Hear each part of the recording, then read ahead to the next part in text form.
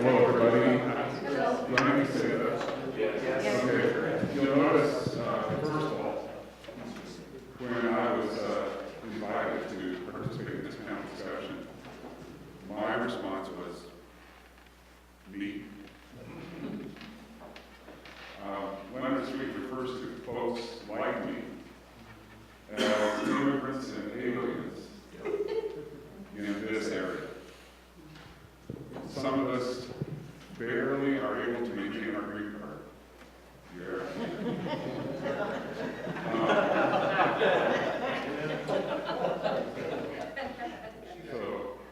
So here I am. I am 62 years of age. I sometimes shake at that thought, and sometimes I just shake because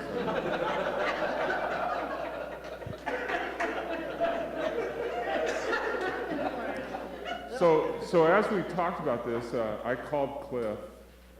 I texted him first and agreed on a time when we should talk, and then we talked, and I had set aside about 15 minutes for the conversation, and 45 minutes later, we were done. It was suggested that we do a handout, and that seemed counterintuitive to both of us. We're talking about social media. To give you a piece of paper would be wrong. And so there's no paper for you. What there is going to be conversation. And so we're just going to be honest with you. We are pilgrims on this journey. We all received the book, or maybe you did, at District Assembly. It looks like this, and if you're truly into social media, it has the coffee stain on the front as well. That's just a necessary part of our journey. It's actually a pretty good book. The only problem with it is it was published a year ago, and a lot of the information is 2 and 3 years old, which means it's already outdated. Now, he's really helpful because he says, here's a web page you can go to where he updates his information. And there's a Facebook page you can go to and like and be even more updated. And by the way, he gives you his Twitter information so you can become a person who receives his Twitter feeds, and then you even get more. So, a good book. If you haven't started reading it, pay attention to it. In the first few pages, he makes this statement: half of the world's population is 30 years of age and younger. Now, I know some of our communities, we live in a rural community, we pastor there, and it doesn't seem that way to us. The congregation I pastored when I first took it over, 80% of the people were 65 years of age and older. One year we had 22 people die. That's changed, by the way. And we are becoming increasingly a younger congregation. Here's the other part. Among those who are 30 years of age and younger, 96% of them are on social media. 96%. And most of them are on more than one venue.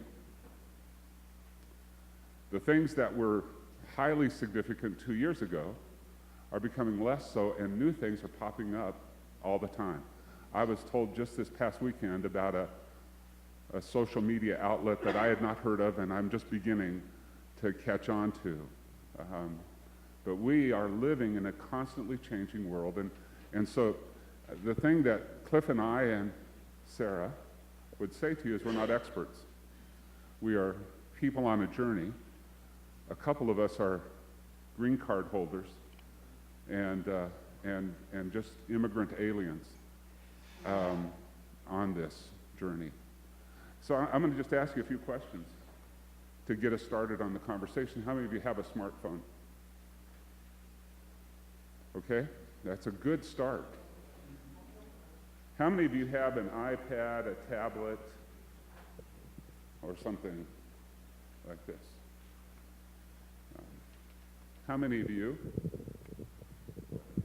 How many of you have a laptop? How many of you have remember those that have towers, swords attached to keyboards, a desktop? How many of you have those?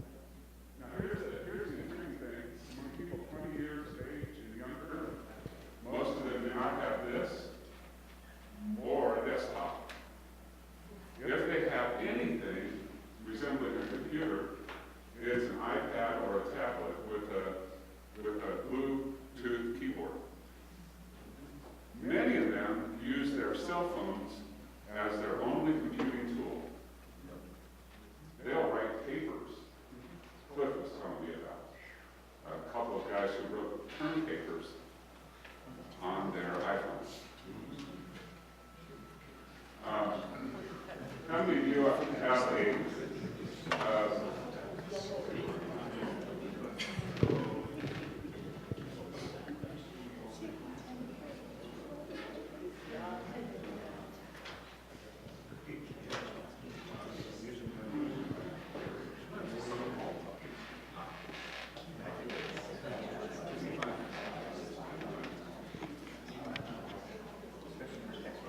you have a church website?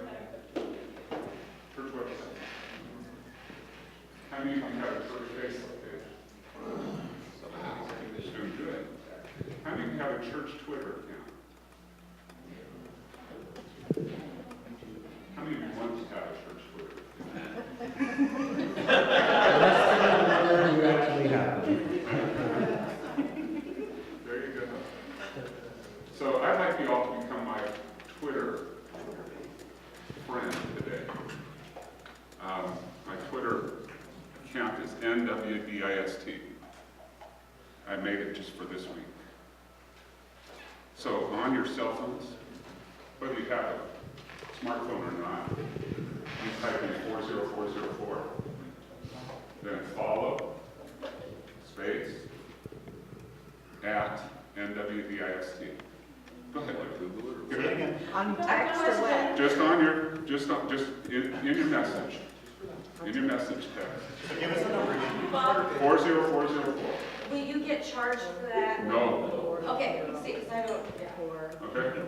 I don't have nothing on my phone. What was the number? Message or dial? Actually, this can be on your dial-up. What's the number? 40404. That's Twitter's number. Okay. And then follow, space, at NWDIST. Is there a space after the last four? No, 40404, that's your number, your dial. And then you go down to a message where you can message. No, I can message. 40404. If you can message. Okay, they can get it. And in the body of the message.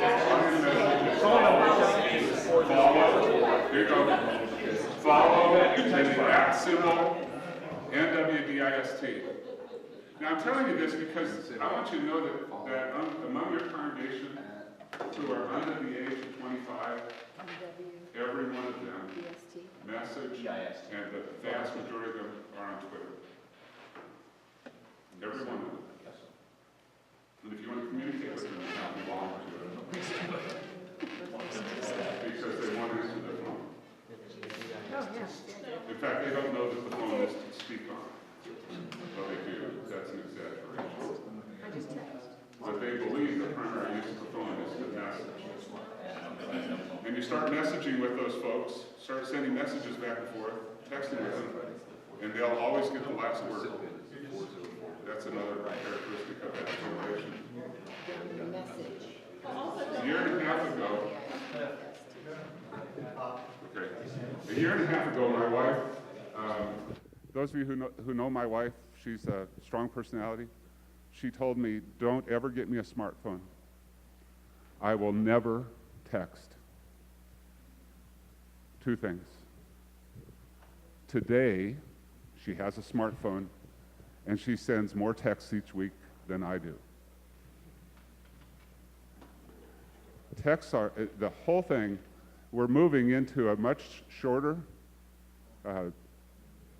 memory, a much shorter attention span. People want quick, and Twitter is the way things are moving. And so, we begin the conversation. Use your phones. Use those accounts. And I think I'll let Cliff go next. Random facts.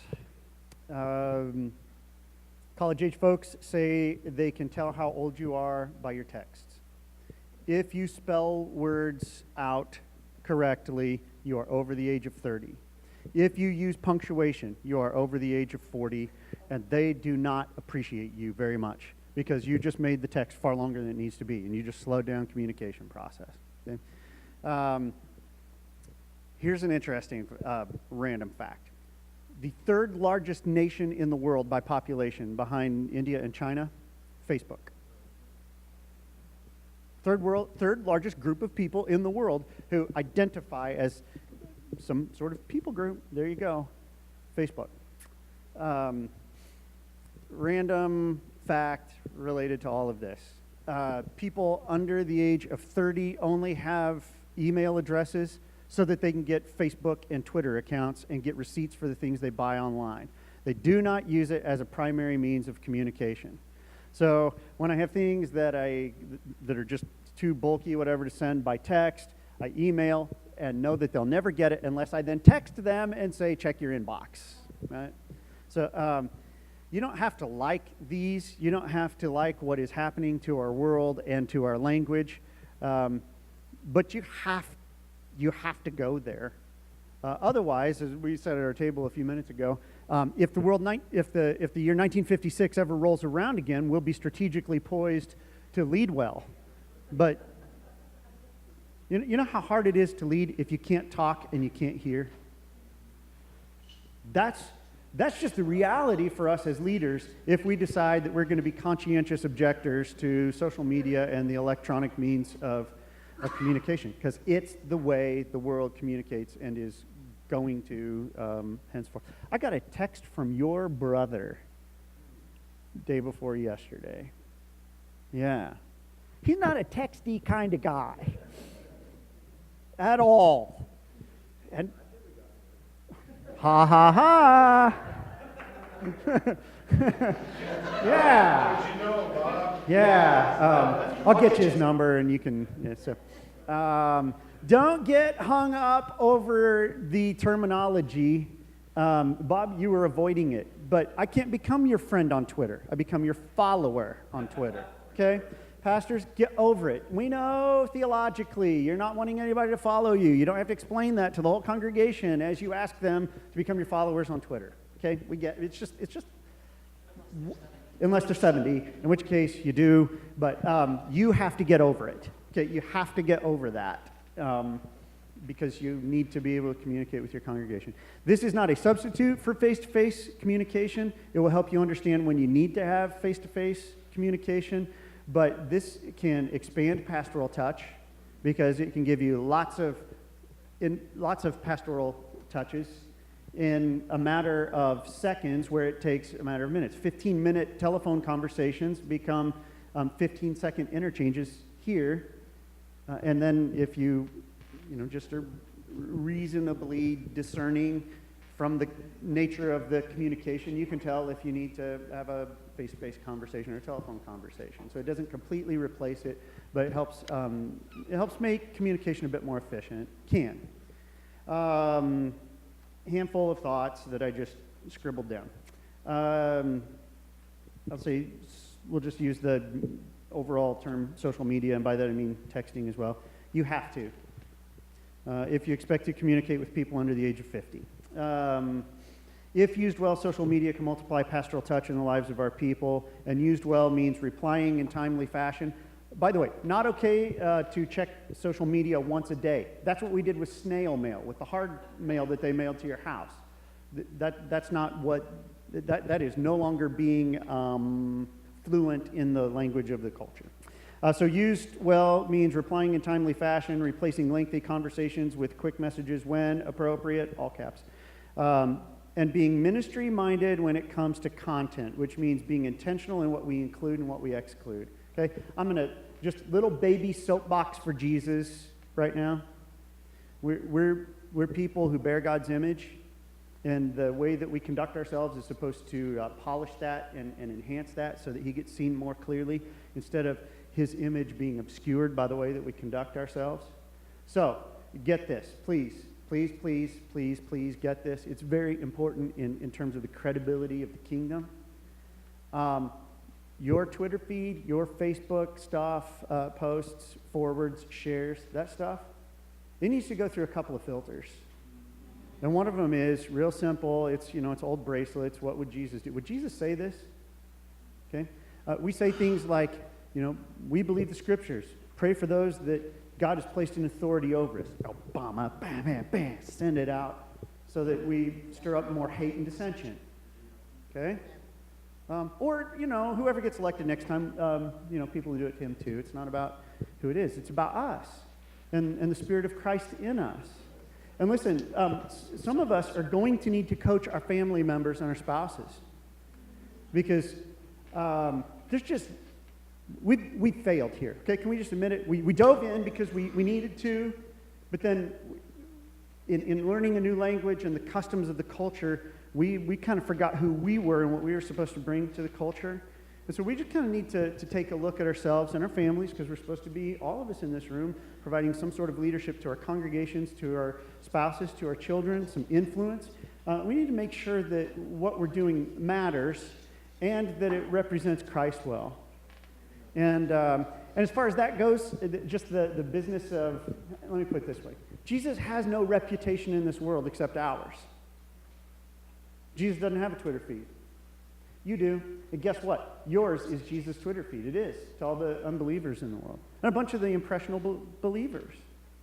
Your personal feeds, they become your church's feed. It's just the way it goes, because people know who you are. So you can't say, well, do you really want the people in your congregation to live two separate lives, a business life and a private life? No, and so we can't either.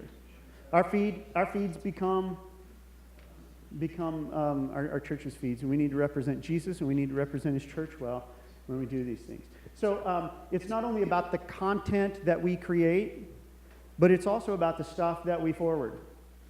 Remember that the Apostle Paul said that there's some things that just don't fit with the believers. And here's one that's hard for me because I find it hysterical. Sarcasm. It's just the fastest way to say some things. But the scriptures say that that's not fitting among God's people. And so there's some things that you throw out there that we can say face to face and you'd understand that it's sarcastic, but it comes across as direct and intentional without, you know what I'm talking about? And then in the process of sharing and forwarding stuff,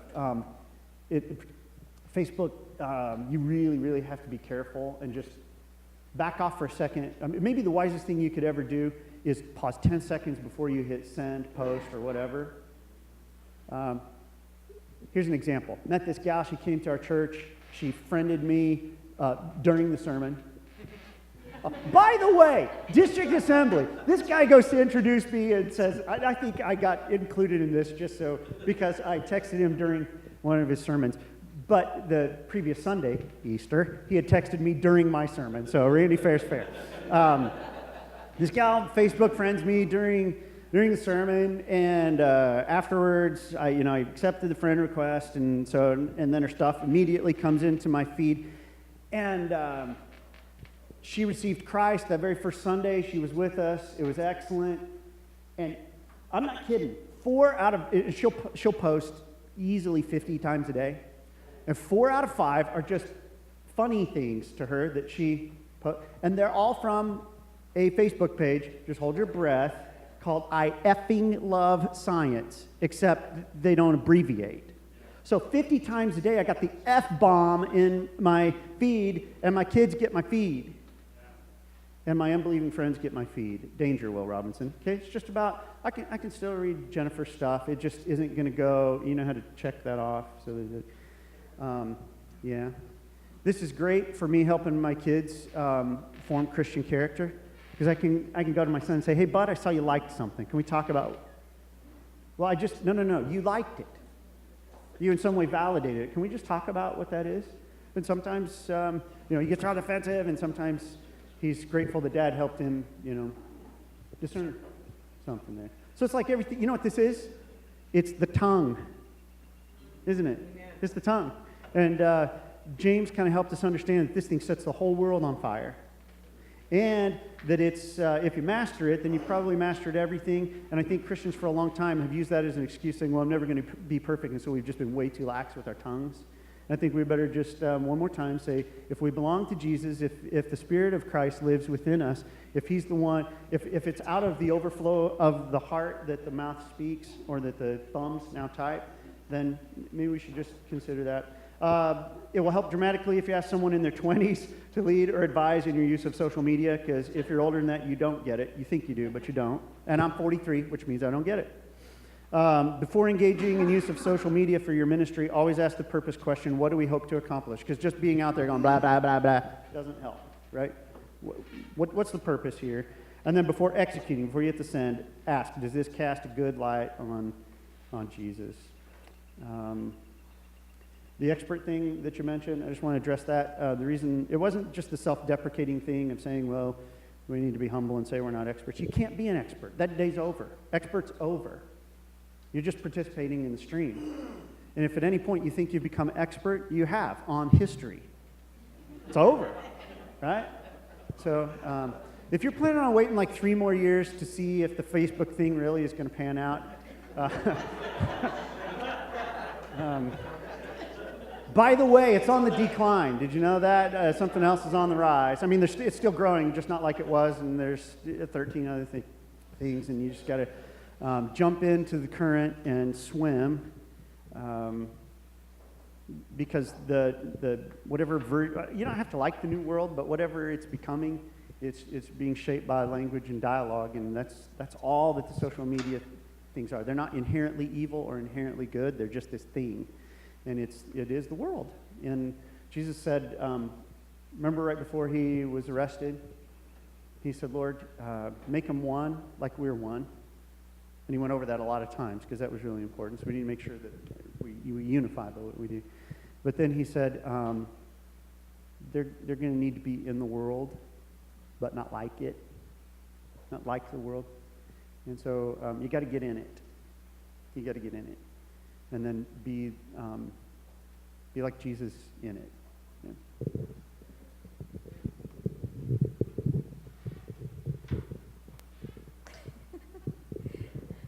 What size are those? Wow.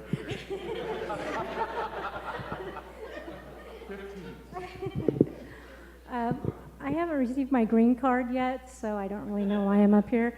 I have one follower on Twitter, and that's my husband. So, yes, I'm not going to give you all my address. Never mind. It's not happening. I don't want anybody sending me a text in the middle of my sermons. So, I just wanted to talk to you, I guess, a little bit about, the social media thing, but not, those guys kind of went over all the phones and all of that kind of stuff. I wanted to talk about more, I work with youth. And good or bad, I do. And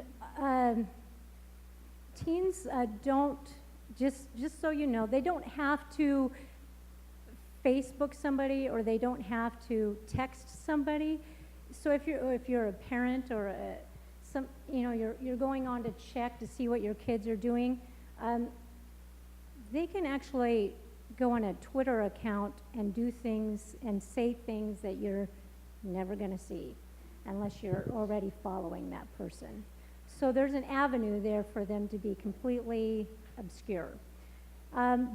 It's also a way, this kind of media, social media, is a way for them to be somebody that they wouldn't be necessarily face to face.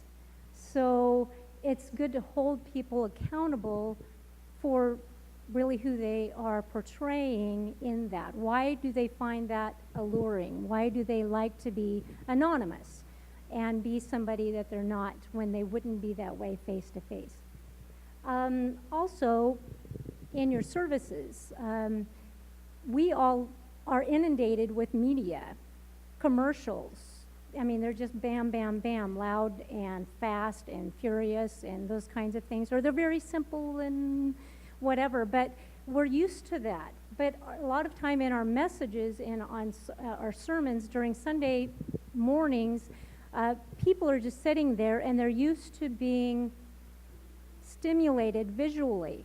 And so it's important for us to have and think along those lines for people to stay awake. I mean, this kind of thing, you guys are probably all asleep by now because we've been standing up here and talking. You're used to having bam, bam, bam, things happening, and you're able to process all of this stuff going at the same time. When we go to church, we're sitting and we're listening. And people shut off in a short period of time. It's good to go to GodTube, do a video in the middle of your message, or and then use it. Put out questions about it, things like that.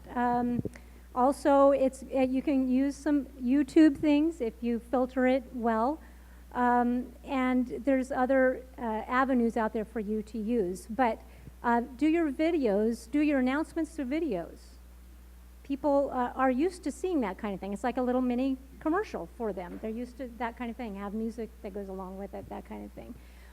People that are good at communicating, because a lot of times we'll have somebody that'll stand up there and they'll do an announcement and they're kind of monotone and people go to sleep and they're getting all the information out there, but people they're tuning out. So we need to be thinking along the lines of how we assimilate information these days, and we need to start using it in the way that people they like to hear it. So that's all I have. If you want to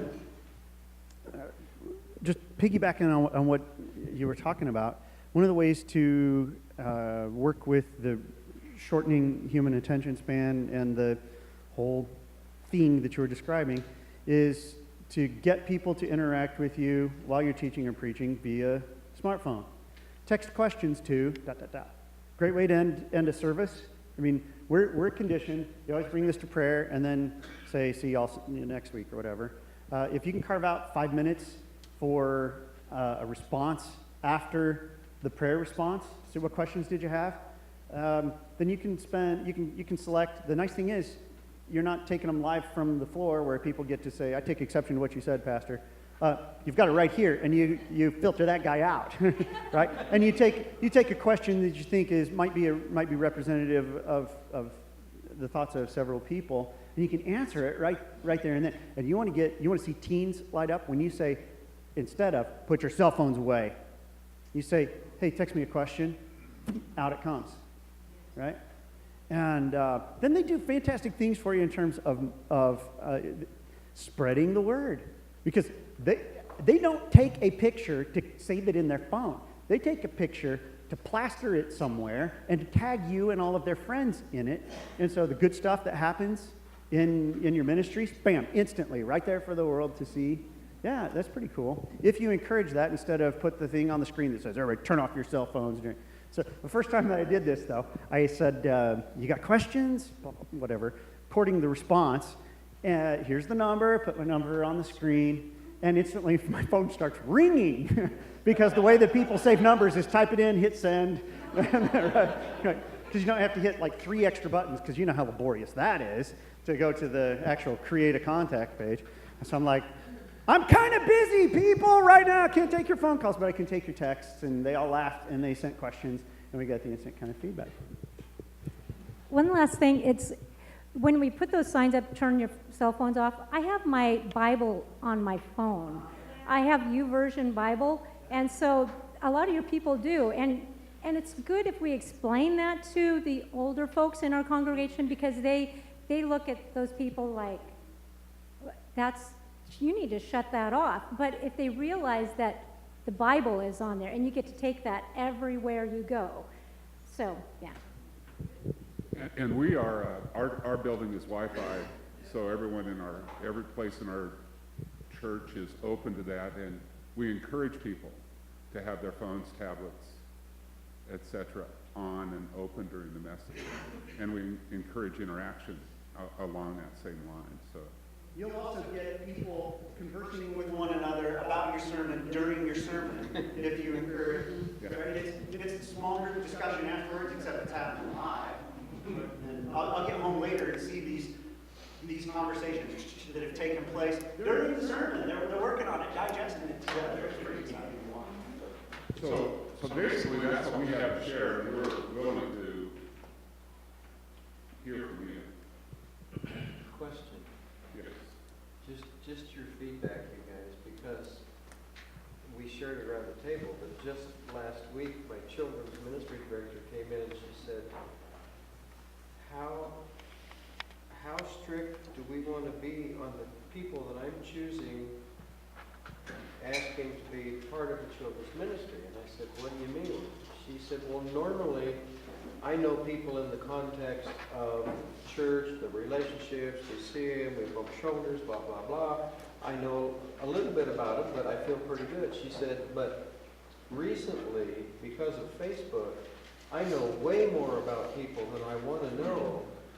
And now that's changing my perception of who I really want working with my kids. So, you guys, the experts, how do you deal with that? One of the things that Cliff mentioned, and we discussed this, is how intentional you and I need to be about what's on our pages. And we need to pass that on. People don't think. Many people, they look at something, oh, that's funny, and they just automatically share it. And it's not until afterward that they look at it, if they do at all, and realize the source that came from. And we need to be very much aware as pastors, and our leaders need to be very much aware of what it is we share. And so we do need to be discerning.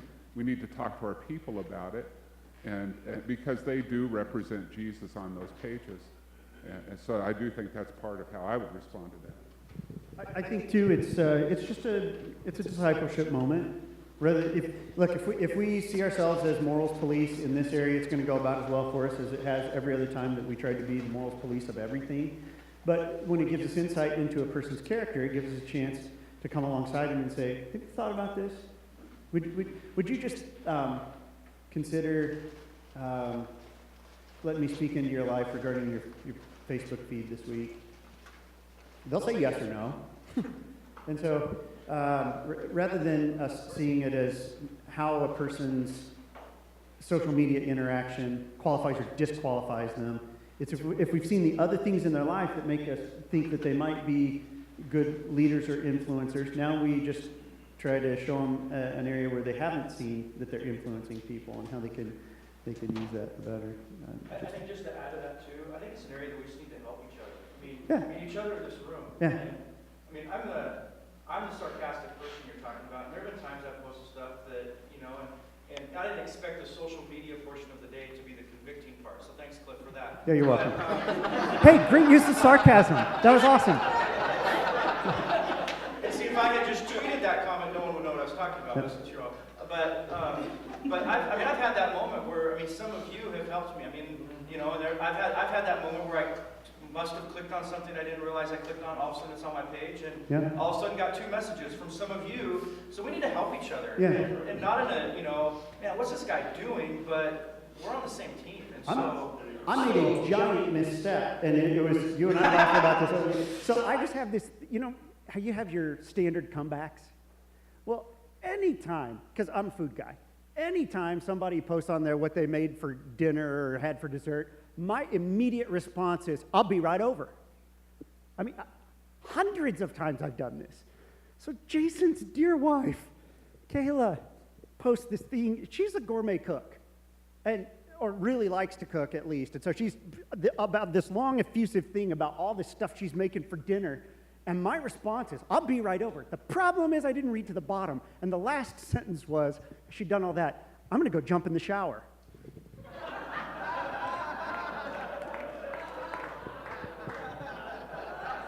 And now I'm like, I mean, I died 1,000 deaths. It was not funny. It was not funny until, and so I'm thinking, almost anything makes this worse. Right? And yet I can't just leave it laying out there. And so I'm thinking, how do I, and instantly Jason replies, what the heck? So I'm like, yeah.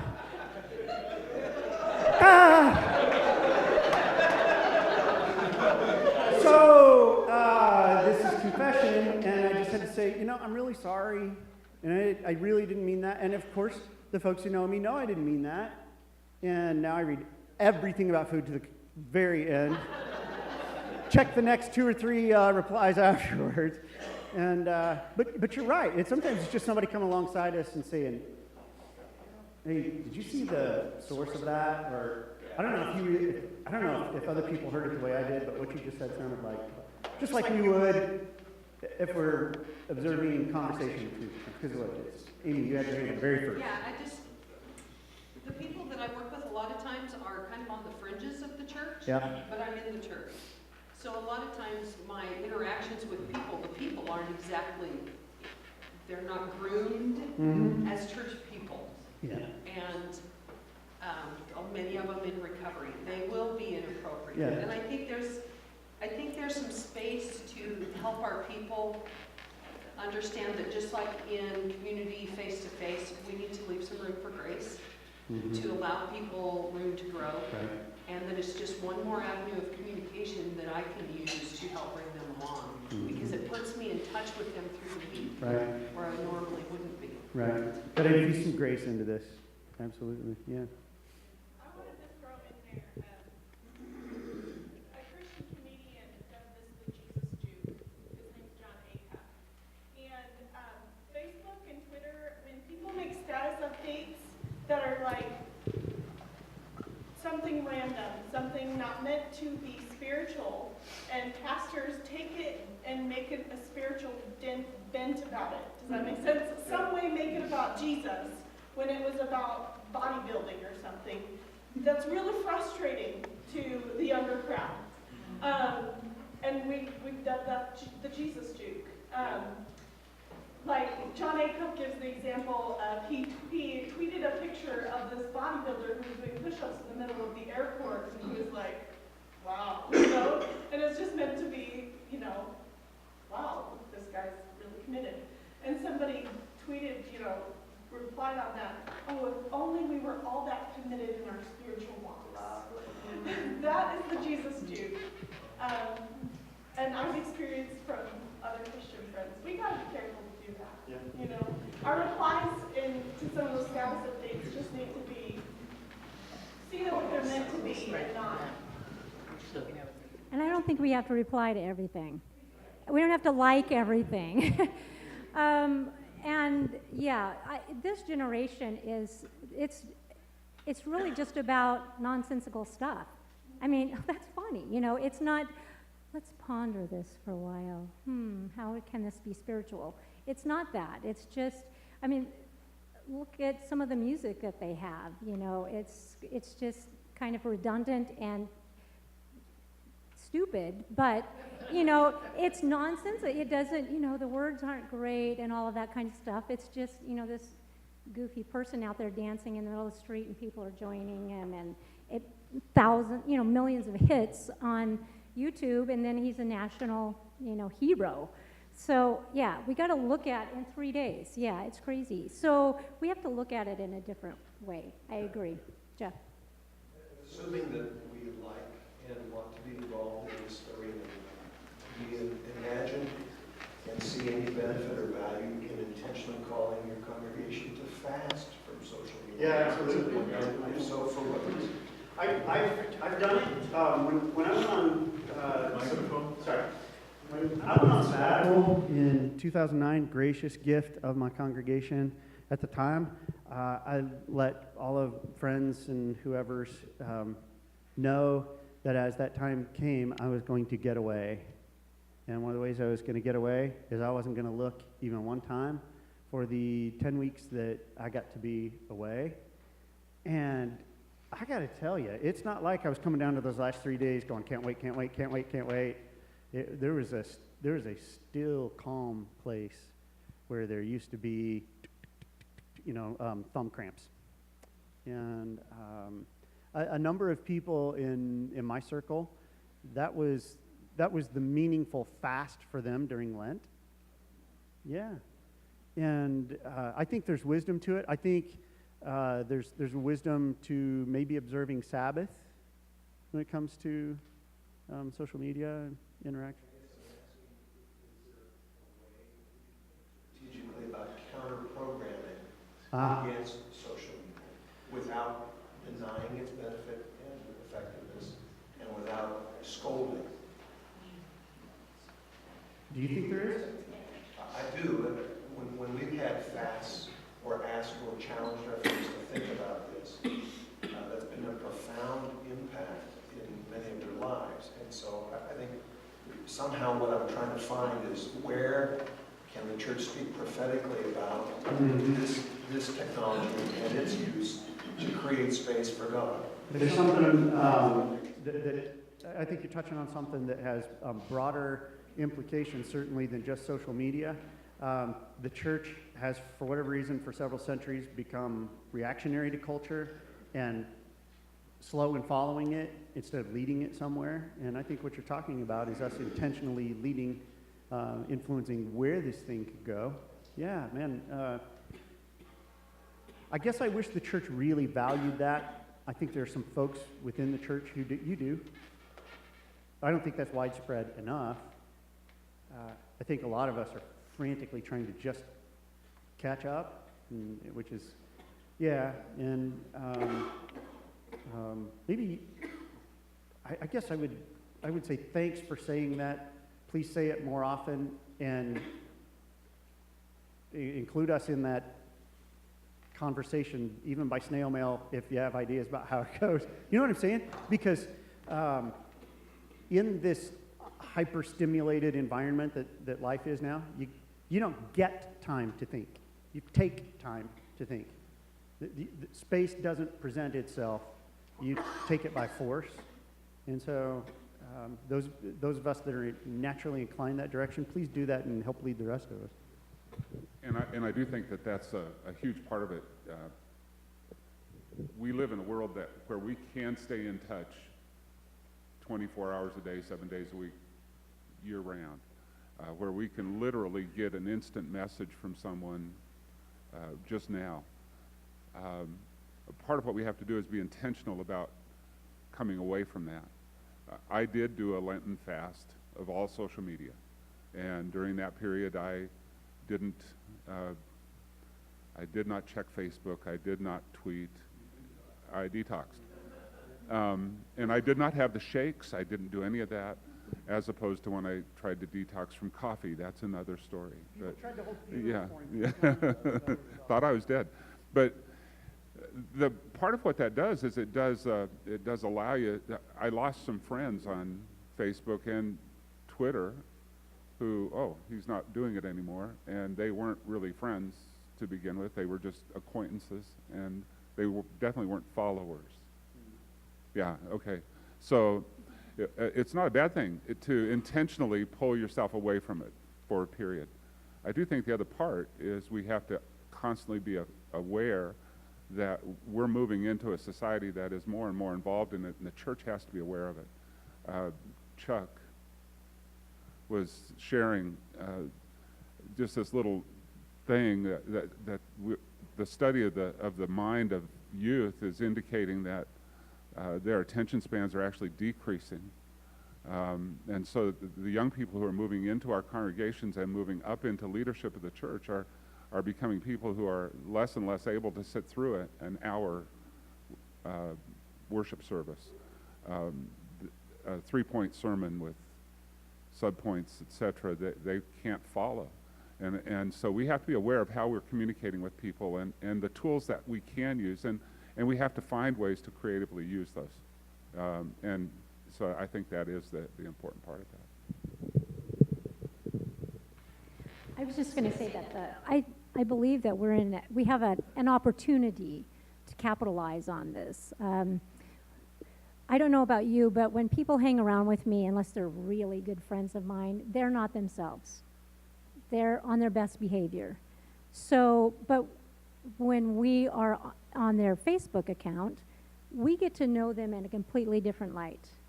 And we can actually use some of this information, not that we would speak directly. I don't know if I would ever go to somebody unless I had a real relationship with them, sorry, and say to them, hey, you posted this, I want to, speak into that. Is that, I would have a tough time with that unless I really had a good relationship with them.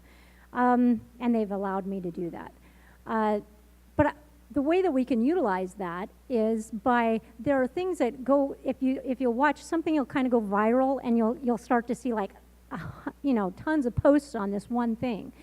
You can use that for information for your next sermon or down the road, and speaking into that, because it's something that is real and it's happening to them right now. This is how they truly feel about it, because their emotions go directly into that, and it just happens. And so they don't, like he said, they don't think about it. They just react, and so it's there. It's blah. They just kind of. So yeah, we can utilize that information by speaking directly truth into some of those situations. Let's express our appreciation.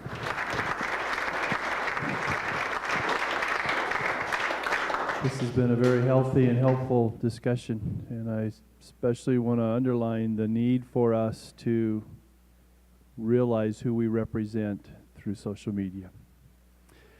Your name and your church are attached to what you forward and send, so thank you for that, as well as every other part. We've invited a special guest who's going to speak to us in about 10 minutes. We're going to take a break. Would you respect his coming and his presentation by being back and ready to go at 10 minutes after 11? Take a minute to stretch.